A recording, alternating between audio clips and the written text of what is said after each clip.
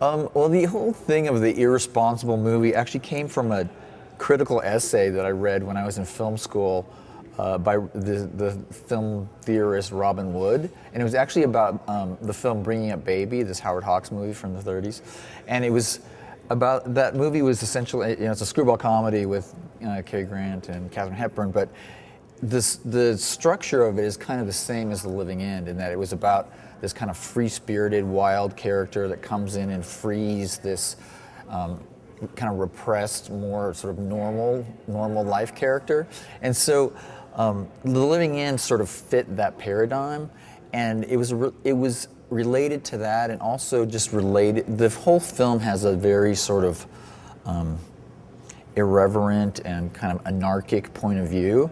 So it definitely it still applies. I think it was really great to see it again on the big screen with an audience and everything. I was so thrilled, to screen here, because it was really, the film's a really, it's like a time capsule of that period. And it was very kind of raw and provocative and challenging, and it really pushed people's buttons. There were people that, it was so controversial and kind of divisive when it came out. There were people that loved it and people that just hated it, and people were telling me stories about fist fights breaking out in bars over it, and just people getting so passionate and crazy about it, which to me as a filmmaker, was really sort of exciting. When we started to make this movie, it was just this little tiny kind of art project. I mean, it was made for like $20,000, which is borrowed from the producer's mom. The crew was usually 2, 3, maybe 4 people sometimes, and it was very much this kind of labor of love, just little art project, and we never really anticipated it would become literally it was distributed all over the world,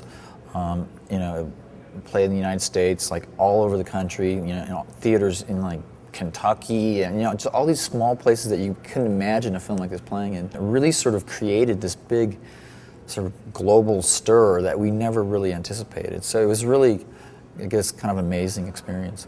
This movie's never really been properly released on DVD. The current transfer of it is this terrible kind of VHS quality copy of it.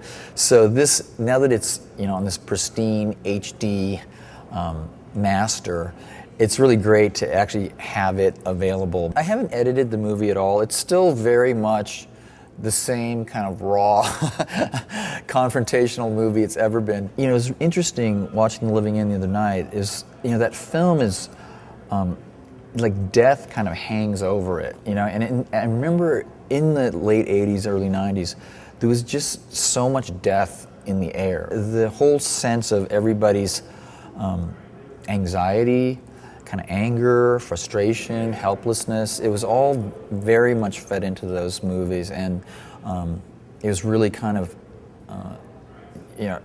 really crystallized, I think, in these films, and I think that's why it's so great to have these artifacts now of this time, because it was a very kind of historical kind of landmark moment, I think.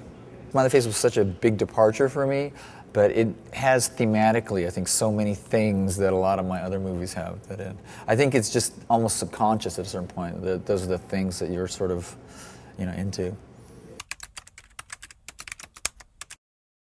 And the other thing I hate is like, do something crazy. That's the one I hate the most. Do something crazy.